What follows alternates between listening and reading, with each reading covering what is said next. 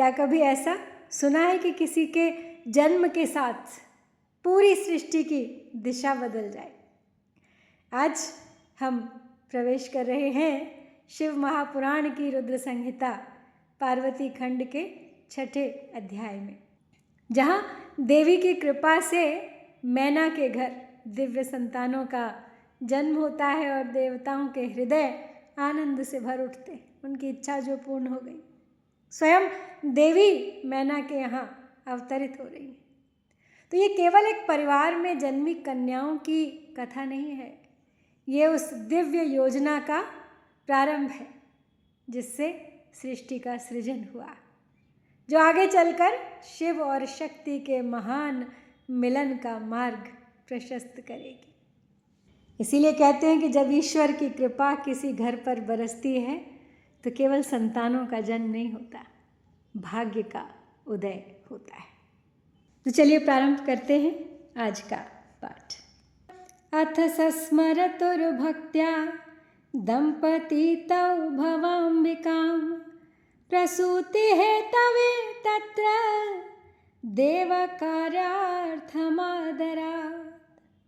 ततः सा चंडिका योगात्यक्तदेहा पुरा पितुः ईहया भवितुं भूयः समैच्छद्गिरिदारतः। सत्यं विधातुं स्ववचः प्रसन्नाखिलकामदा पूर्णाशाच्छैलचित्ते सा विवेशाथ महेश्वरी। विरराज ततः सोऽति प्रमदोऽपूर्वसुद्युतिः हुताशुन इवाधृश्यस्तेजो राशिर्महामनाः। ततो गिरिः स्वप्रियायां परिपूर्णं शिवांशकं समाधिमत्वात् समये समधत्त सुशंकरे। तो ब्रह्मा जी नारद जी से बोले कि कुछ समय बीतने के पश्चात उन पति पत्नी दोनों ने देवताओं के कार्य के लिए जन्म हेतु भक्तिपूर्वक जगदम्बा का स्मरण किया। इधर अपने पिता के यज्ञ में योग द्वारा शरीर त्याग करने वाली भगवती चंडिका ने हिमालय पत्नी मैना के गर्भ से जन्म लेने का विचार किया। प्रसन्न होने पर संपूर्ण कामनाओं को देने वाली वे महेश्वरी अपने वचन को सत्य करने के लिए पूर्ण अंश से हिमवान के चित्त में प्रकट हुई। उस समय माँ मनस्वी वे हिमालय प्रसन्नता से अपूर्व कांति संपन्न होकर अग्नि के समान अदृश्य तथा देह समूह से युक्त हो गए। तत्पश्चात समाधि संपन्न होने से गिरिराज हिमालय ने सुंदर कल्याणकारी समय में अपनी प्रिया मैना के उदर में शिवा के उस परिपूर्ण असंग का ध्यान किया। समद्धत गिरेह पत्नी गर्भम देव्याः प्रसादतः चित्ते स्थितायाः करुणा करायाः सुखदं गिरेह। गिरिप्रिया सर्वजगन्निवासा संश्रयाधिकं विरेजे सुतरां मेना तेजो मंडलगा सदा। सुखोदयं स्वभर्तुश्च मेनादार्हदलक्षणं ददौ निधानं देवानामानन्दस्येप्सितं शुभम्। देहसादाद संपूर्ण भूषणालोध्र सम्मुखा स्वल्पभेन्दुक्षये कासौ विचेष्य रक्षा विभावरी। तदाननं मृत्सुरभिनायं तृप्तिं गिरीश्वरः मुनेरहस्युपाघ्राय प्रेमाधिक्यं बभूवत। मेना स्पृहावती केषु नावेश सति वस्तुषु किञ्चिदिष्टं ह्रिया पृच्छदनुवेलं सखीर्गिरिः उपेत्य दौहृदं शैल्यं यद्वव्रे पश्यदाशुत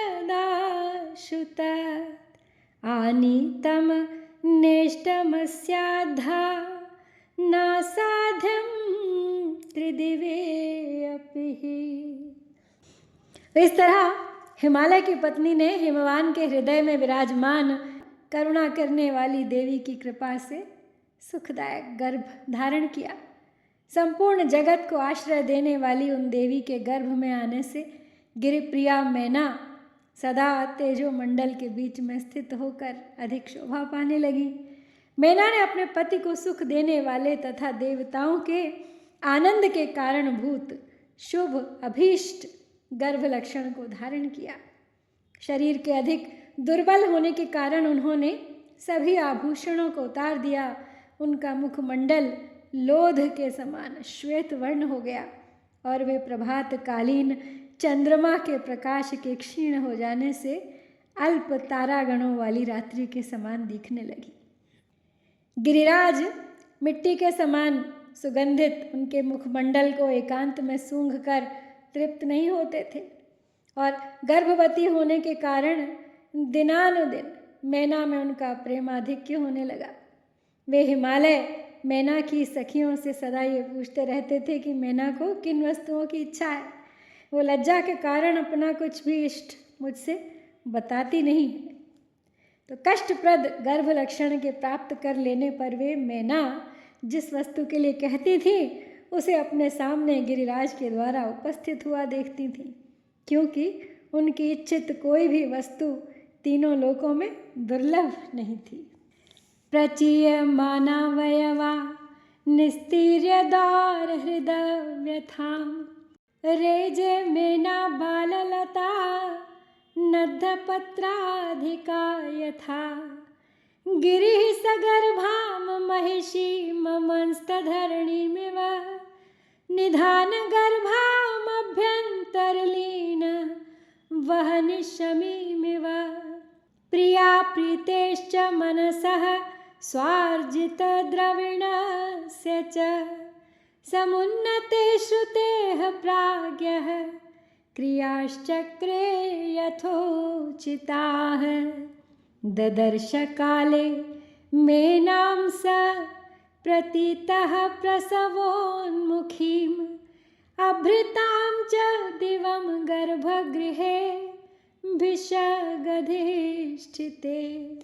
दृष्ट्वा प्रियां शुभांगीं वै मुमोदाति गिरीश्वरः गर्भस्थ जगदम्बां हि महातेजोवतीं तदा तस्मिन्नवसरे देवा मुने विष्णुआदयस्तथा मुनयश्च समागम्य गर्भस्थां तुष्टुवुः शिवाम्। तो धीरे धीरे गर्भजन्य व्यथा को पार कर पुष्ट अंगों वाली वो मैना पत्तों से समन्वित बाललता के समान शोभित होने लगी। हिमालय ने अपनी सगर्भा पत्नी को रत्न भंडार को अपने भीतर छिपाए रखने वाली पृथ्वी और अग्नि को अपने भीतर छिपाए रखने वाले शमी वृक्ष के समान समझा। महाबुद्धिमान हिमालय ने अपनी प्रिया के प्रीति योग्य अपने द्वारा अर्जित द्रव्यों के अनुसार राजसी प्रवृत्ति एवं अपने शास्त्र ज्ञान के अनुरूप संस्कार दिए। उन्होंने प्रसवोन्मुखी अपनी प्रिया को वैद्यों के द्वारा निर्दिष्ट गर्भगृह में मेघमंडल से आच्छादित आकाश के समान देखा। शुभ लक्षणों वाली गर्भ में जगदम्बा को धारण करने वाली महातेज युक्त तथा सुंदर अंगों वाली प्रिया मैना को देखकर गिरिराज हिमवान बड़ी प्रसन्नता का अनुभव करने लगे। हे मुने, उस समय विष्णु आदि देवता तथा मुनिगण आकर गर्भ में स्थित शिवा की स्तुति करने लगे। देवा ऊचु दुर्गे जय जय प्राज्ञे जगदम्बा महेश्वरी सत्यव्रते सत्यपरे त्रिसत्ये सत्यरूपिणी सत्यस्थे सत्यसुप्रीते सत्ययोने च सत्यतः सत्यवक्त्रे सत्यनेत्रे प्रपन्नाः शरणं च ते। शिवप्रिये महेशानि देवदुःखक्षयङ्करी त्रैलोक्यमाता शर्वाणि व्यापिनी भक्तवत्सला आविर्भूय त्रिलोकेशि देवकार्यकुरुष्वः सनाथाः कृपया ते हि वयं सर्वे महेश्वरी त्वत्तः सर्वे च सुखिनो लभन्ते सुखमुत्तमम् त्वां विना नहि किञ्चिद्वै शोभते त्रिभवेष्वपि। तो देवगण बोले स्तुति करते हुए उनकी कि हे दुर्गे, हे प्राज्ञे, हे जगदम्बे, हे महेश्वरी, हे सत्यव्रते, हे सत्य परे, हे त्रिसत्ये, हे सत्य रूपिणी, आपकी जय हो, आपकी जय हो। हे सत्यस्थे, हे सत्य सुप्रीते, हे सत्य योने, हे सत्य वक्त्रे, हे सत्य नेत्रे, हम सभी आपकी शरण में प्राप्त हुए हैं।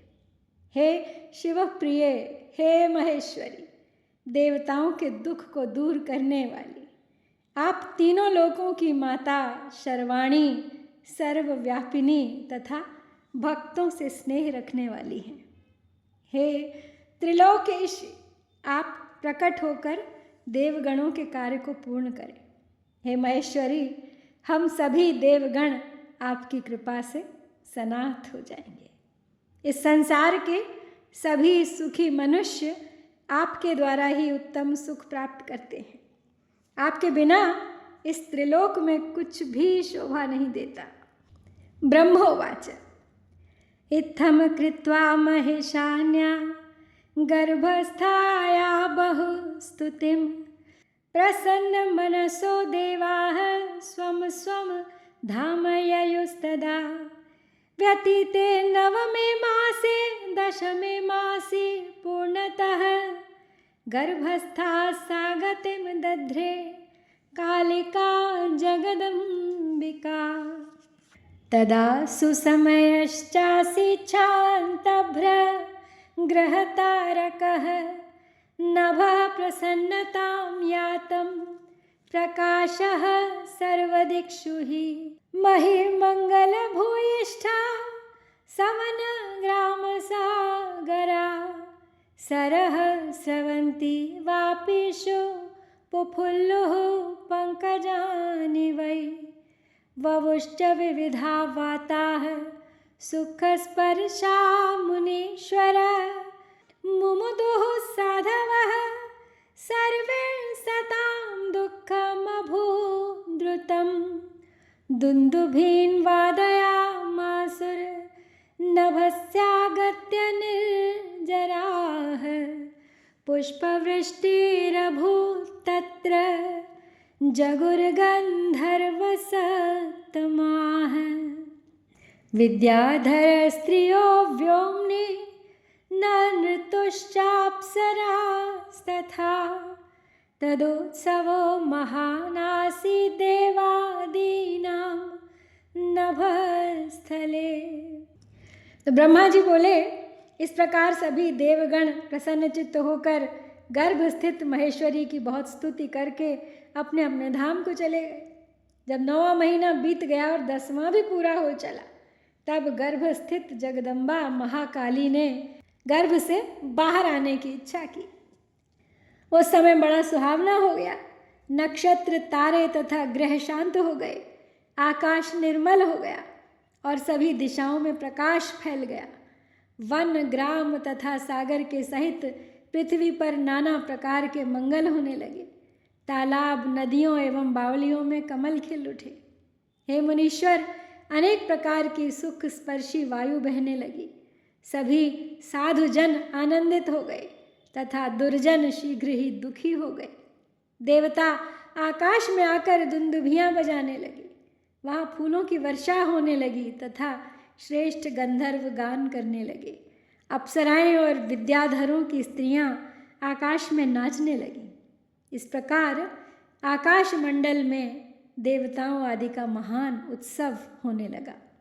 तस्मिन् अवसरे देवी पूर्वशक्तिः शिवा सती आविर्बभूव पुरतो मेनाया निजरूपतः। वसन्तऋतौ मधौ मासे नवम्यां मृगधीष्ण्यके अर्धरात्रे समुत्पन्ना गङ्गेव शशिमण्डला।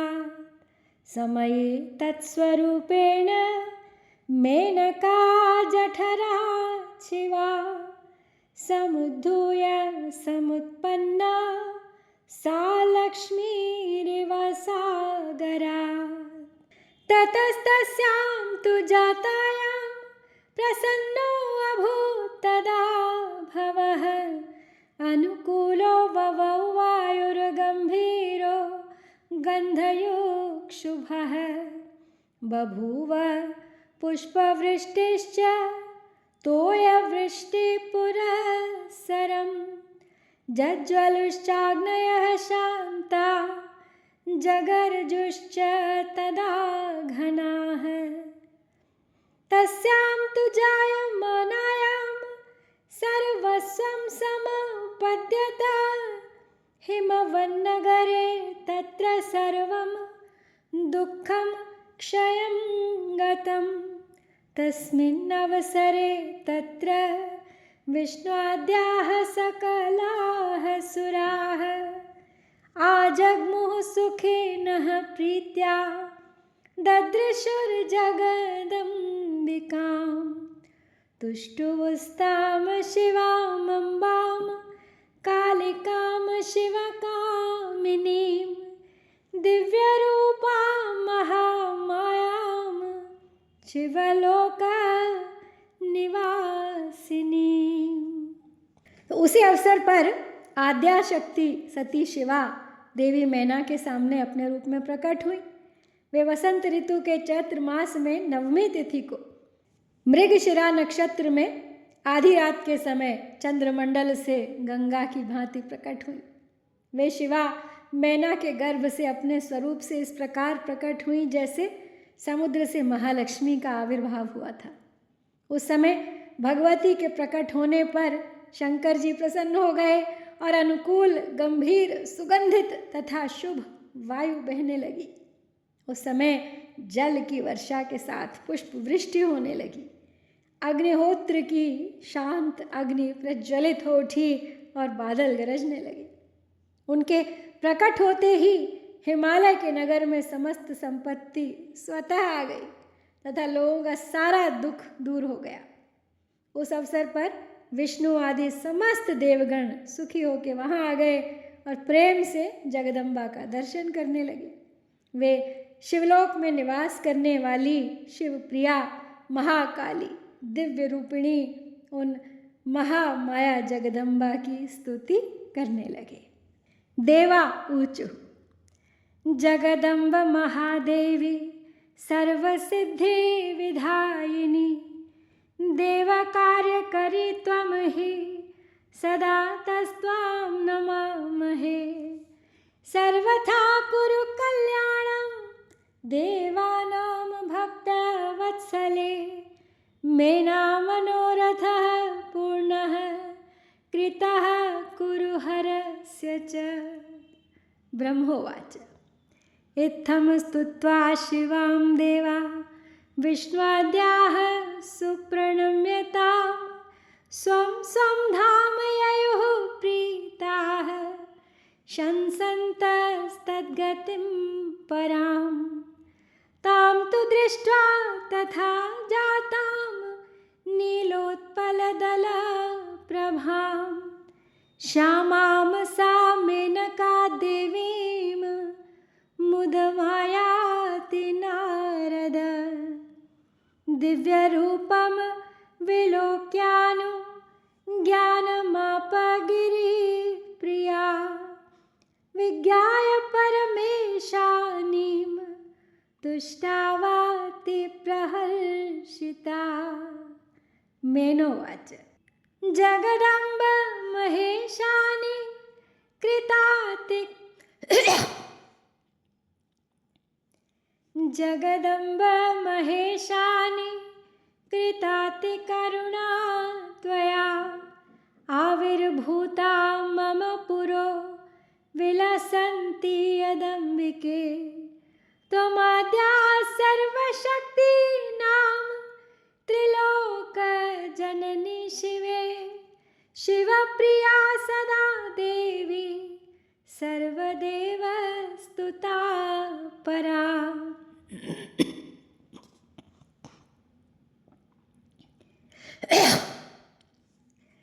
कृपां कुरु महेशानि मम ध्यानस्थिता भव एतद्रूपेण प्रत्यक्षं रूपं देहि सुता समम्। तो देवता बोले, हे जगदम्बे, हे महादेवी, हे सर्व सिद्धि विधायिनी, आप देवताओं का कार्य पूर्ण करने वाली हैं, इसलिए हम सभी आपको सदा प्रणाम करते हैं। हे भक्त वत्सले, आप हर प्रकार से देवताओं का कल्याण करें। आपने मैना का मनोरथ पूर्ण किया है, अब शिव का भी मनोरथ पूर्ण करें।